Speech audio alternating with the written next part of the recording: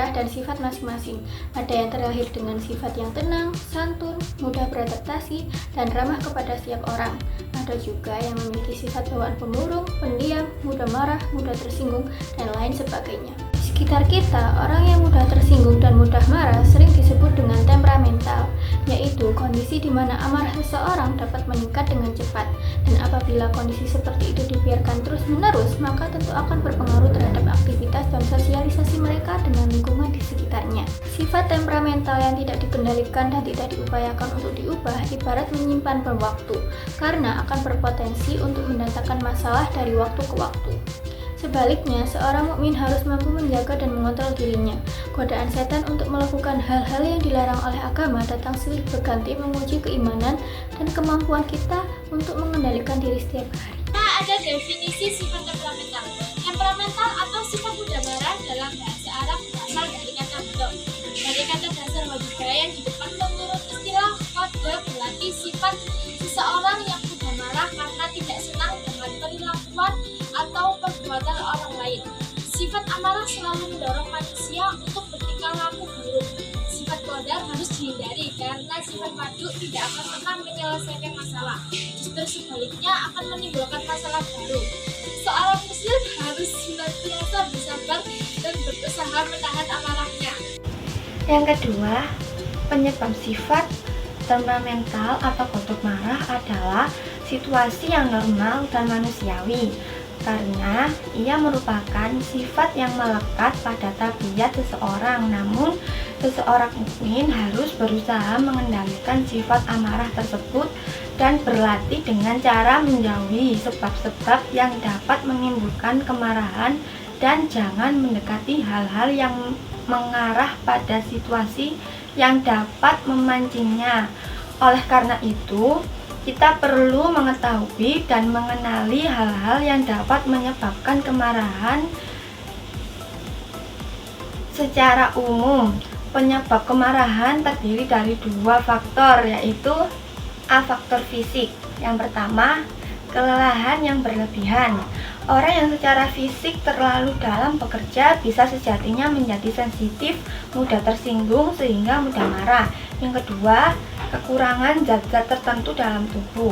Kurangnya zat-zat tertentu dalam otak, misalnya kekurangan zat asam, maka otot-otot akan menjadi tegang. Yang ketiga, reaksi hormon kelamin. Hormon kelamin pun dapat menjadi penyebab seorang menjadi mudah marah dan sensitif. Misalnya, seorang yang sedang mendekati siklus haid. Tentang faktor psikis. 1. Ujub, rasa bangga berlebihan terhadap diri sendiri, baik dalam pemikiran, status sosial, atau kekayaan dapat memicu kemarahan jika tidak terkendalikan dengan ajaran Islam. 2. Perdebatan atau perselisihan. Debat yang tidak dibarengi dengan nilai Islam dapat memicu kemarahan dan perpecahan meskipun yang diperdebatkan benar. 3. Senada gurau berlebihan. Bercanda yang melampaui batas bisa menyakitkan perasaan orang lain dan menimbulkan kemarahan. 4. Ucapan keji dan tidak sopan. Celana atau hinaan dapat umpatan tepat memicu kemarahan serta pertengkaran. 5. Sikap permusuhan, kebencian terhadap seseorang atau orang lain bisa mendorong seseorang untuk bermusuhan dan Tingkatan sifat temperamental. 1. Golongan marah berlebihan. Golongan yang mengalami kesulitan dalam mengendalikan sifat pemarah sehingga kehilangan terhadap akal sehatnya. 2. Golongan yang tidak memiliki sifat marah. Golongan yang tidak bisa marah dan tidak memiliki hasrat untuk melakukan pembelaan terhadap kebenaran. 3. Golongan yang berlaku adil dan proporsional. Golongan yang berada di antara ifrat dan tafrid dan hanya marah pada saat-saat tertentu dengan kemarahan yang proporsional. Cara menghindari sifat temperamental. Tidak semuanya marah merupakan suatu hal yang buruk. Namun secara umum dapat dikatakan bahwa marah adalah sesuatu yang negatif. Oleh karena itu, sifat marah yang cenderung destruktif atau merusak harus dikendalikan dan dihilangkan dengan melakukan cara-cara yang diajarkan oleh Rasulullah SAW sebagai berikut. A. Membaca ta'awudz. B. Merubah posisi. C. Diam dan tidak berbicara. D. Berwudu.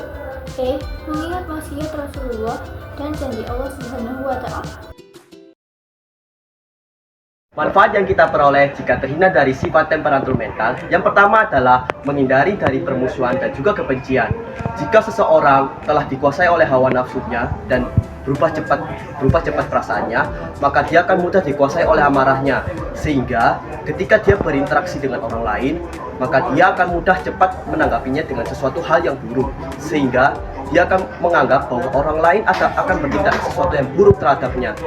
Yang kedua, membawa kebahagiaan. Seorang mukmin yang dapat mengendalikan amarahnya, maka dia akan mendapatkan ketenangan dan kebahagiaan dari Allah Subhanahu wa Ta'ala. Dan juga dia terhindar dari kerugian akhlak yang bisa membawanya ke dalam hal-hal yang negatif yang memicu amarah dan kebenciannya.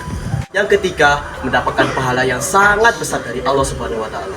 Allah Subhanahu wa Ta'ala telah menjanjikan kepada seluruh hamba-hambanya akan mendapatkan surga yang sangat luas sebagai gantinya jika dia mampu mengendalikan amarah dan kebencian terhadap dirinya.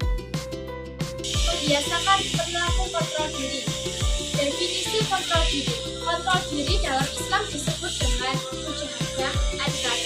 Secara bahasa mujahadah an-nafs terdiri dari dua kata, yaitu mujahadah yang berasal bersungguh-sungguh dan an-nafs yang berarti jiwa, nafsu atau diri. Sehingga pengertian dari mujahadah atau kontrol diri adalah upaya sungguh-sungguh untuk mengendalikan diri atau menahan nafsu yang melanggar hukum. Lawan kata dari mujahadah an-nafs adalah ittiba'ul hawa atau mengikuti hawa nafsu. Kontrol diri identik dengan kemampuan untuk menyusun, membimbing, mengatur, dan mengarahkan perilaku seseorang menjadi lebih positif. Kontrol diri juga berperan untuk menahan tingkah laku yang dapat Selanjutnya, contoh perilaku dan sikap diri dalam kehidupan. 1. Dalam keluarga, hidup sederhana, menghindari boros dan berlebihan, tidak menciptakan keributan atau pertengkaran, patuh pada nasihat orang tua. 2. Dalam masyarakat, menghindari konflik, mempererat uwah atau silaturahmi, menghargai perbedaan, bersikap toleran, dan menghormati orang lain. 3. Dalam lingkungan sekolah, disiplin dan menantikan peraturan sekolah, menghormati guru, karyawan, dan teman. Hidup sederhana, tidak sombong, dan Hikmah dan manfaat perilaku sikap kontrol diri. Adapun hikmah dan manfaat dari perilaku dan sikap kontrol diri dalam kehidupan sehari-hari adalah 1. Mampu menahan emosi dengan baik. 2. Terhindar dari sifat rakus, serakah, dan tamak. 3. Berat dari kesalahpahaman yang tidak perlu. 4. Sabar dalam menghadapi musibah dan cobaan dari Allah Subhanahu wa Ta'ala. 5. Mampu bergaul dan bersosialisasi dengan baik di masyarakat. 5. Mampu bergaul dan bersosialisasi dengan baik di masyarakat. Yang pertama, definisi berani membela kebenaran. Berani dalam Islam sering disebut dengan istilah syaja'ah. Menurut bahasa syaja'ah berarti berani atau gagah. Sedangkan arti syaja'ah menurut istilah adalah keteguhan hati, kekuatan pendirian untuk membela kebenaran dengan cara yang kesatria dan terpuji. Syaja'ah merupakan suasana batinilah seorang yang direlasikan dalam sikap labirlah untuk berani mengambil tindakan dengan penuh keyakinan dan siap dengan segala resikonya. Selanjutnya di sini ada implementasi sikap berani membela diri. A. Berani di medan pertempuran. Mencontoh keberanian generasi pertama Islam yang tidak takut mati dan lebih mencintai kehidupan akhirat. B. Berani mengatakan kebenaran. Tidak takut menyampaikan kebenaran meskipun menghadapi resiko. Berbeda dengan mereka yang memilih bermain aman. C. Berani menjaga rahasia. mampu menyampaikan rahasia untuk amanah meskipun sulit di era teknologi saat ini. Ciri-ciri keberanian: 1. Memiliki daya tahan tubuh yang kuat. 2. Mampu menahan hawa nafsu. 3. Berani mengakui kesalahan. Pembentukan sikap berani membela kebenaran dalam kehidupan. Yang pertama, takut kepada Allah. Yang kedua, mencintai kehidupan akhirat. Yang ketiga, tidak takut menghadapi kematian. Yang keempat, tidak ragu-ragu dengan kebenaran. Yang kelima, tidak materialistis. Yang keenam, berserah diri dan yakin akan pertolongan Allah. Yang ketujuh, kristalisasi pendidikan karakter dan keluarga, masyarakat, dan sekolah.